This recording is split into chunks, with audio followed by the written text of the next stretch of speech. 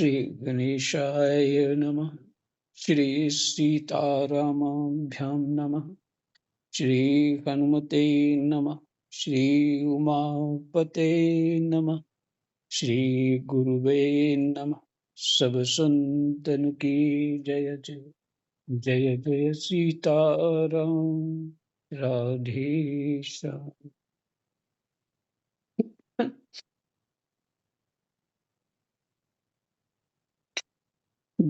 दशम स्कंद 47वां अध्याय।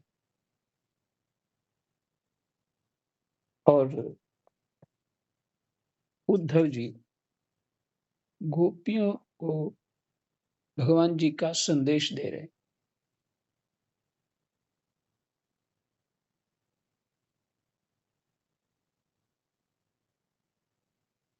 उद्धव जी कहते हैं भगवान श्री कृष्ण ने कहा है आत्मा माया और माया के कार्यों से पृथक है। आत्मा माया और माया के कार्यों से पृथक है। वह विशुद्ध ज्ञान स्वरूप जड़ प्रकृति अनेक जीव तथा अपने ही अवान्तर भेदों से रहित सर्वथा शुद्ध है। जो हमारी आत्मा है वो माया और माया के कार्यों से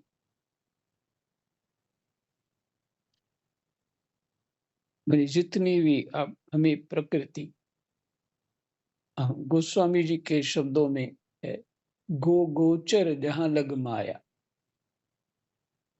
सेंसेस के द्वारा इंद्रियों के द्वारा जो कुछ भी अनुभव होता है वो सब माया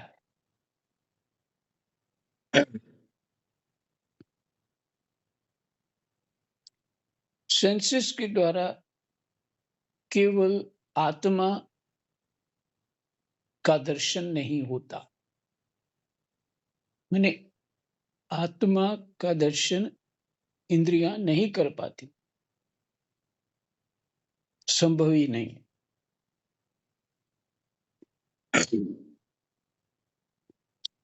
और जो गो मैंने इंद्रियों के माध्यम से जो कुछ भी समझ में आता है, इस शरीर के माध्यम से कुछ भी समझ में आता है वो माया है। ये माया के ही सब कार्य, जो जगत है वो माया का ही कार्य।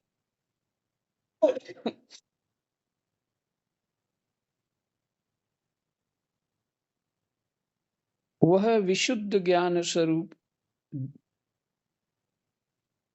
जड़ प्रकृति अनेक जीव तथा अपने ही अवान्तर भेदों से रहित सर्वथा शुद्ध है। कौन? आत्मा।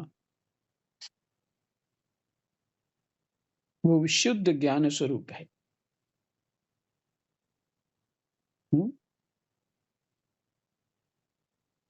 कोई भी गुण उसका स्पर्श नहीं कर पाते।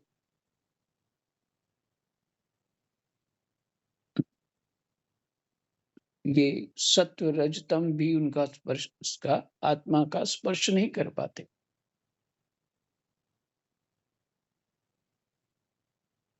माया की 3 वृत्तियां हैं,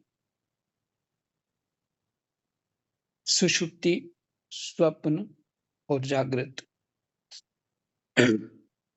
सत्व रज तम ये गुण है माया के। और वृत्तियां माया की कौन सी हैं? सुषुप्ति, गहरी निद्रा, स्वप्न और जागृत।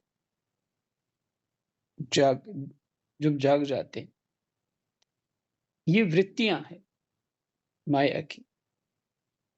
इनके द्वारा वही अखंड अनंत बोध स्वरूप आत्मा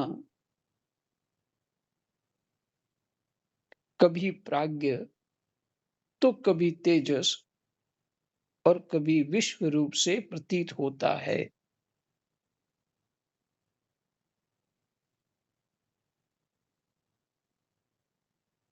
सुषुप्ति, स्वप्न और जागृत,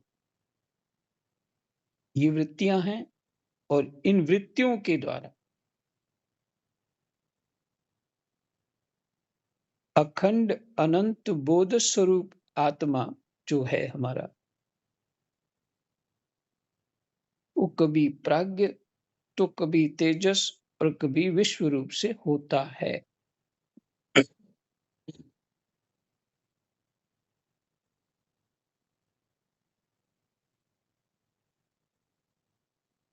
मनुष्य को चाहिए कि वह सबसे राम राम मनुष्य को चाहिए कि वह समझे कि स्वप्न में दिखने वाले पदार्थों के समान ही जागृत अवस्था में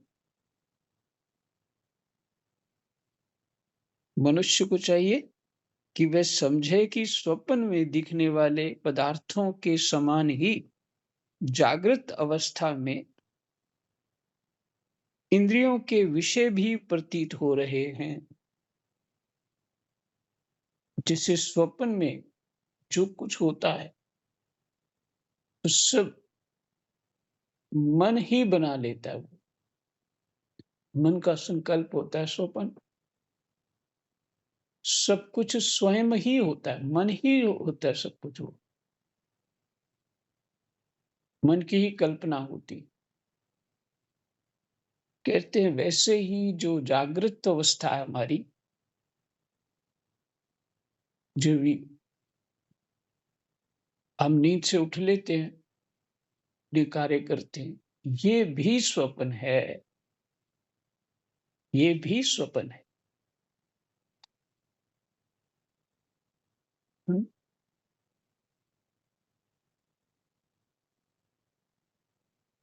तो इसको स्वप्न ही समझे,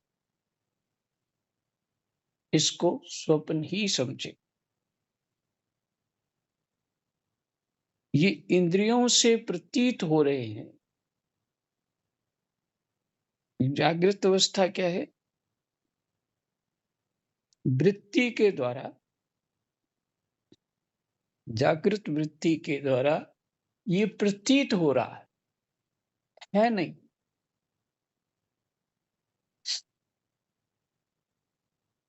हुँ?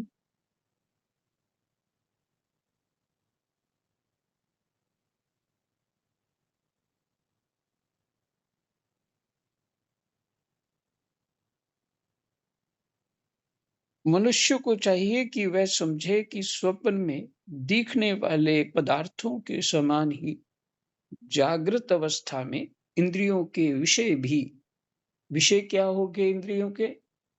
देखना, सुनना, हाँ, जीवा का हो गया, जीवा रूपी इंद्रिय का स्वाद माने रसना, स्पर्श करना और सूंघना। ये 5 ही विषय हैं हमारे पास। इन 5 विषयों से हम जगत को अनुभव करते हैं।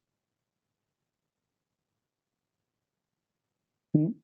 तो इंद्रियों के माध्यम से करते हैं, सेंसेस के माध्यम से करते हैं। जैसे आप कुछ जानवर ऐसे होते हैं तो उनको ब्लैक एंड व्हाइट ही दिखता है। कइयों को रेड और ब्लैक दिखता है। इस तरह से ये जानवर होते हैं। तो उनको अच्छा उनकी सेंस कंट्रोल है।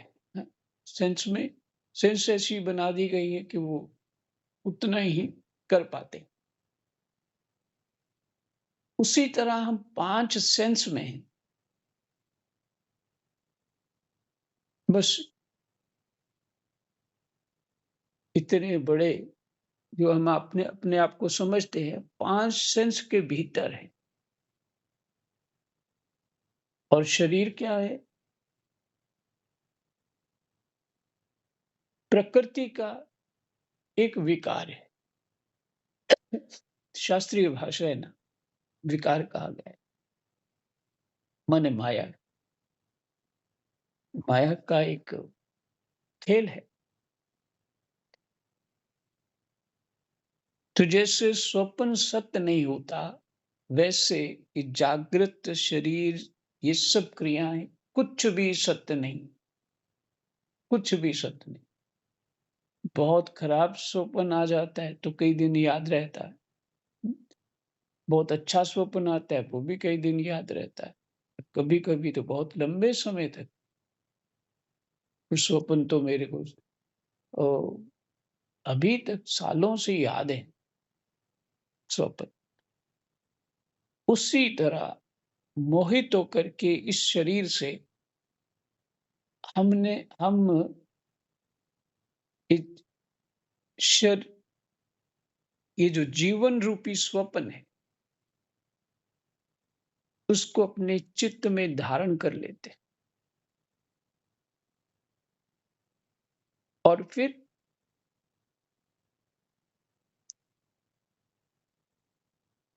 वो चित्त जैसा बना रहता है, वैसे दूसरे-दूसरे जन्म फिर स्वप्न आने लग जाते हैं।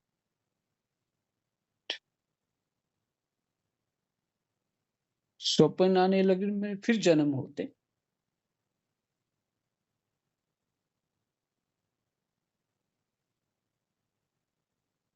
इंद्रियों के विषय भी प्रतीत हो रहे हैं, वे मिथ्या हैं। अब इससे ज़्यादा क्या लिखा जाएगा समझाने के लिए कि जो कुछ देख रहे हो वो भी झूठा है, जो सुन रहे हो वो भी झूठा है, जो स्पर्श कर रहे हो वो भी झूठा है। हुँ। लेकिन इसकी पूर्ण रूप से जो अनुभूति है क्या?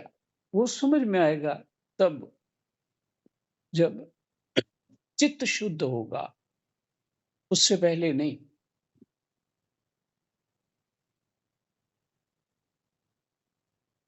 इसलिए उन विषयों का चिंतन करने वाले मन और इंद्रियों को रोक ले। हुँ, मन को मन विषयों का चिंतन करता है और इंद्रियों को रोक ले और मानो सोकर उठा हो। इस प्रकार जगत के स्वाप्निक विषयों को त्याग कर मेरा साक्षात्कार करे। स्वाप्निक विषयों को स्वप्नवत ये हमारी क्रियाएं,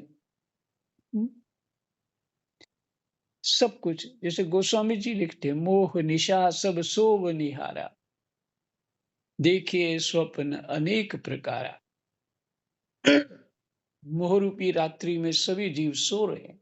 मोह रूपी रात्रि कौन सी है? ये हमारा जीवन। मोह रूपी माने अज्ञान रूपी रात्रि में सो रहे हैं। ये स्वप्न आ रहा है। ये जीवन जो है हमको स्वप्न आ रहा है। क्योंकि हमारी आत्मा सच्चित आनंद है और माया की 3 वृत्तियों में माने उनके माध्यम से ये हमें स्वप्न आ रहा है। उम्मीद है स्पष्ट हो गया होगा। गोस्वामी जी कहते हैं, जानिए जीव जब जागा, जब सब विषय विलास विरागा। जानिए जीव जब जागा, जब सब विषय विलास विरागा। विलास हो गया, सुखानुभूति करना।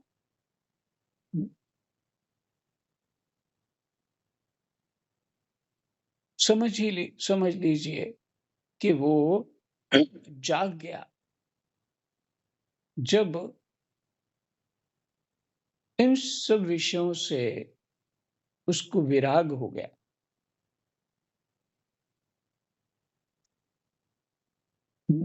देखने का मन नहीं, सुनने का मन नहीं, स्पर्श का मन नहीं।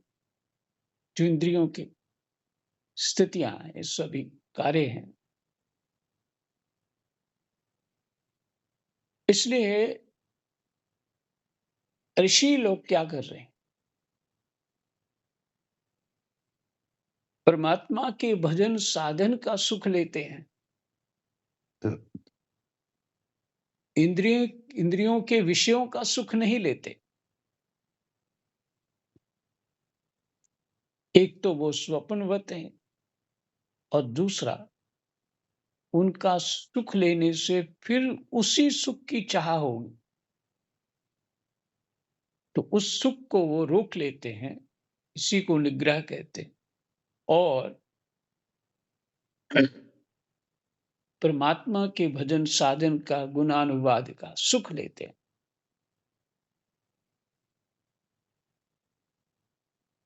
ये काम तो मन बुद्धि करेगा ना।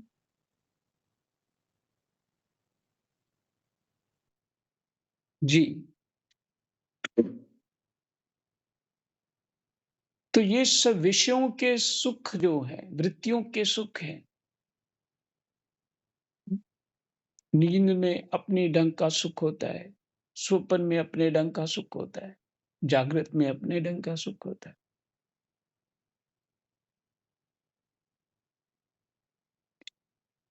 इसकी अनुभूति ना रहे, केवल परमात्मा की अनुभूति रह जाए। केवल है ना? उसके भजन साधन में जीव रम जाए। बस यही एक डोरी है जो इस अंधकूप महाभयानक नानक पार उतार। इससे बाहर यही डोरी खींच सकती है, और कोई नहीं।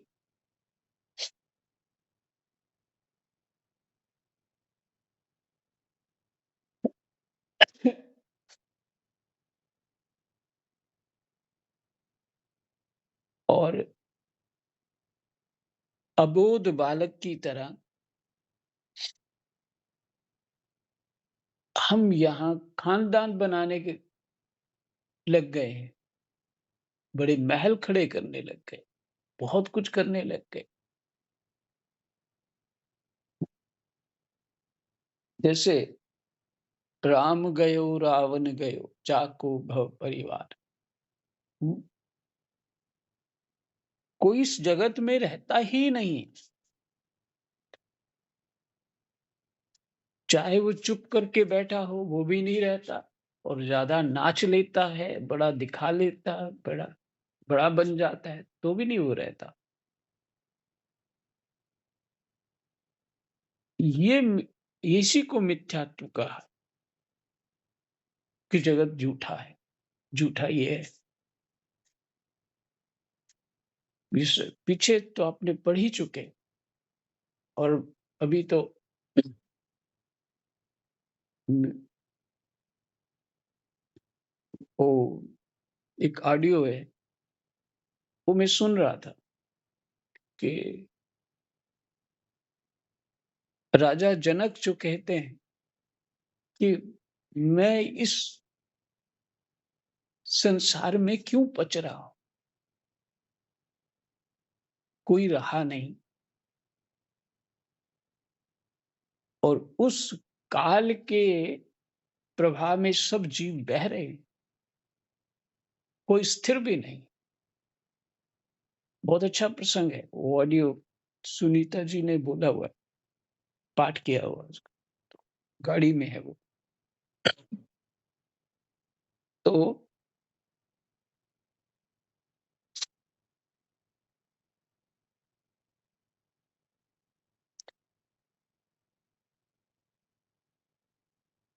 ये जो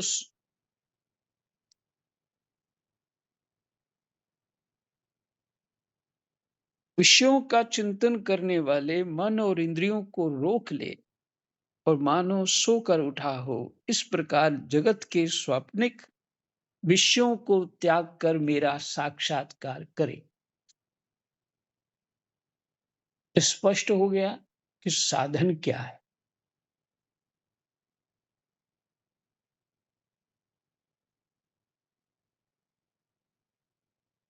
जिस प्रकार सभी नदियां घूम फिर कर समुद्र में ही पहुंचती हैं, उसी प्रकार मनस्वी पुरुषों का वेदाभ्यास, योग साधना, आत्मा अनात्म विवेक, ये आत्म अनात्म विवेक जो अभी-अभी बोला है, यही है।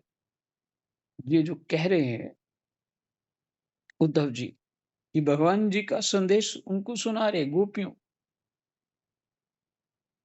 कि आत्म अनात्म का विवेक, आत्मा क्या है और जो प्रकृति है वो अनात्मा है। इसलिए कह रहे हैं गो गोचर जहाँ लग माया, ये माया, ये अनात्मा है। इसका विवेक, इसका भेद पता लग जाए, उसी को विवेक कहते हैं। त्याग, तपस्या, जो कर्म करना चाहिए, सब तरफ से ध्यान हटा के उसमें रम जाना, यही तप है। इंद्रिय संयम और सत्य आदि समस्त धर्म मेरी प्राप्ति में ही समाप्त होते हैं। इन सब का विश्राम कहाँ है? जब भगवान प्राप्त हो जाते।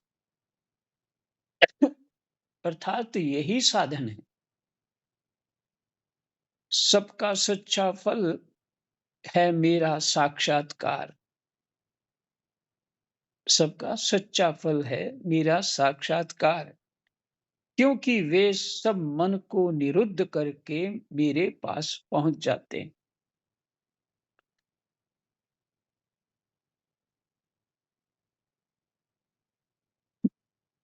अब थोड़ी देर पहले गोपियों ने कहा, क्या कहा? भोरे को लेके तू कपटी है, काला है। हुँ? और भोरे जैसे रस चूस के चले जाते हैं फूल का, उसी तरह उन्हें बहुत से दृष्टांत दिए, सब नहीं कहूँगा। तो और संदेश क्या है?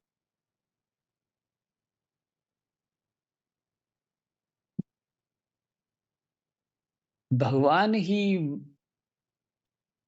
भगवान ही माता-पिता गुरु हैं, है ना? और लीला तो कुछ और कर रहे हैं। और उस अपने स्नेह में बांध करके अपने स्वरूप का साक्षात्कार करा रहे हैं।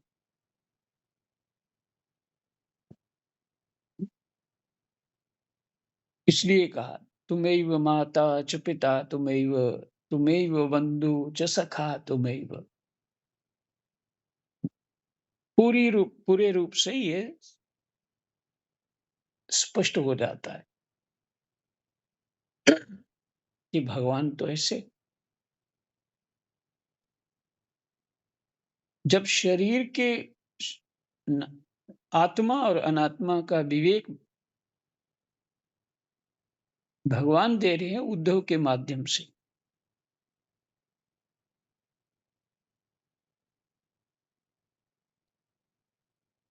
गोपियों, इसमें संदेह नहीं कि मैं तुम्हारे नयनों का ध्रुव तारा हूं, तुम्हारा जीवन सर्वस्व हूं, किंतु मैं जो तुमसे इतना दूर रहता हूं, उसका कारण है वह यही कि तुम निरंतर मेरा ध्यान कर सको।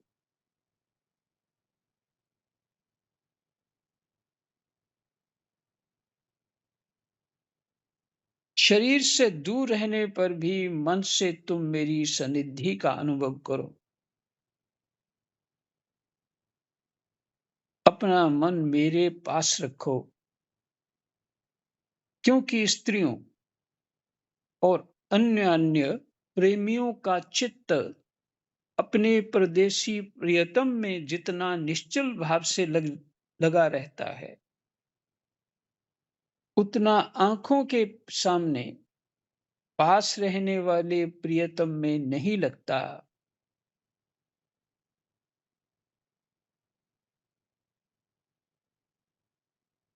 अशेष वृत्तियों से अशेष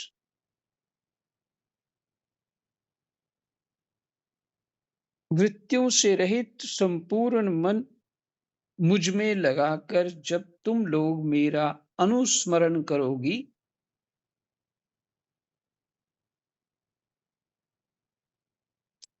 तब शीघ्र ही सदा के लिए मुझे प्राप्त हो जाओगी।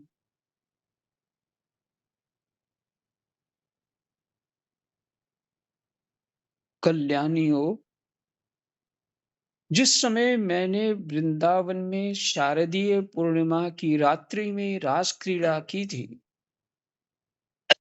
उस समय जो गोपियां स्वजनों के रोक लेने से ब्रज में ही रह गईं, मेरे साथ रास विहार में सम्मिलित न हो सकीं, वे मेरी लीलाओं का स्मरण करने से ही मुझे प्राप्त हो गई थीं। तुम्हें भी मैं मिलूंगा अवश्य, निराश होने की कोई बात नहीं है। ये ब्रैकेट में लिखा, निराश होने की कोई बात नहीं। पूर्ण रूप से जो साधक को साधन करना चाहिए, जैसे रहना चाहिए, जैसा भाव होना चाहिए, कैसी वृत्ति होनी चाहिए, आत्मा अनात्मा का विवेक, सब कुछ ये 29 श्लोक से लेके 37 श्लोक तक पूरा आ गया, जिसको उद्धव जी जाते हैं और भगवान का संदेश देते।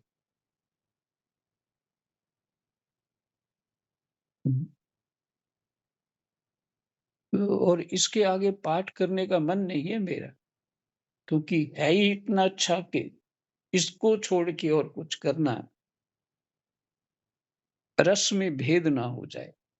लेकिन ऊपर की थोड़ी सी बात सुना देता हूं, जो पहले पढ़ चुके हैं।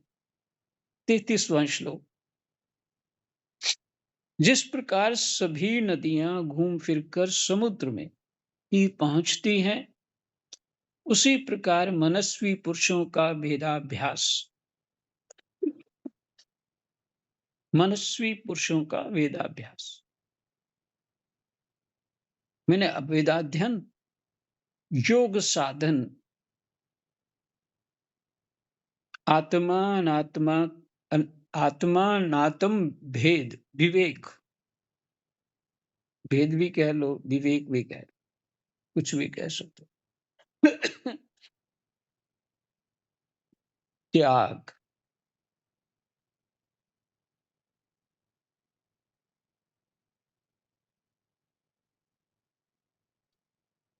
अपना कुछ समझना ही भूल है। कुछ भी अपना समझना बहुत बड़ी भूल है।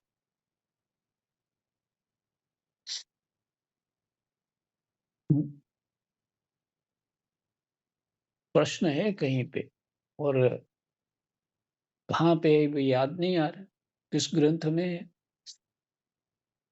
हो सकता है महाभारत में। सुख क्या है? तो कहते त्याग, कुछ इस तरह की बात है।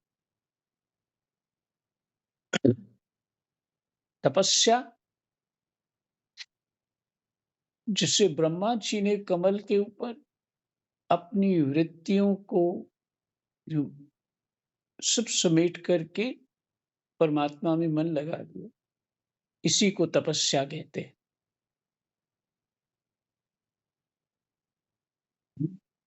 परमात्मा में चित्त लगा लेना, परमात्मा का भजन साधन करना, यही तप है। और फिर दूसरा राजसिक तामसिक तप है।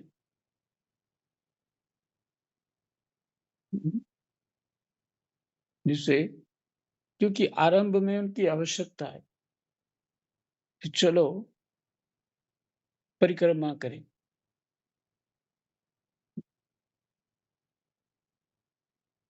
पहले तो लोग तीर्थ जाते थे, और बड़े कठिन होते थे तीर्थ, वो भी विशेष तप है। वो भी कठिन तप है, लेकिन है तो राजसिक तप ही।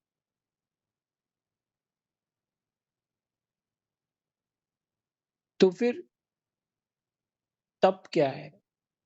अभी आगे चल के उद्धव जी बताएँगे। बस आने ही वाला है पाठ वो। उद्धव जी के प्रश्न हैं, 36 प्रश्न हैं एकादश स्कंद में, और भगवान उसका उत्तर देते हैं।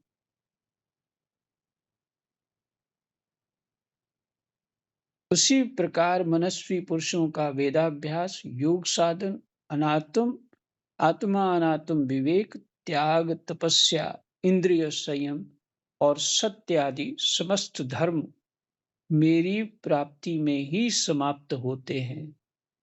अर्थात तब तक करता रहे जब तक भगवान प्राप्त ना हो। सबका सच्चा फल है मेरा साक्षात्कार, और कोई फल मिल गया तो वो झूठा है। सिद्धि हो गई, कुछ और हो गया, स्वर्ग चले गए कहीं, वो सच्चा फल नहीं। सच्चा फल है भगवान का साक्षात्कार, क्योंकि वे सब मन को निरुद्ध करके मेरे पास पहुंचते हैं। ये मन को निरुद्ध करके मेरे पास पहुंचते, तो मन ही विस्तार करता है, तो मन ही भजन करेगा। बस यही विश्राम करते हैं। जय जय सीताराम। राधे श्याम। कृष्णा वासुदेवाय। हरे परमात्मने प्रणतः क्लेशनाशाय गोविन्दाय नमो नमः। जय जय।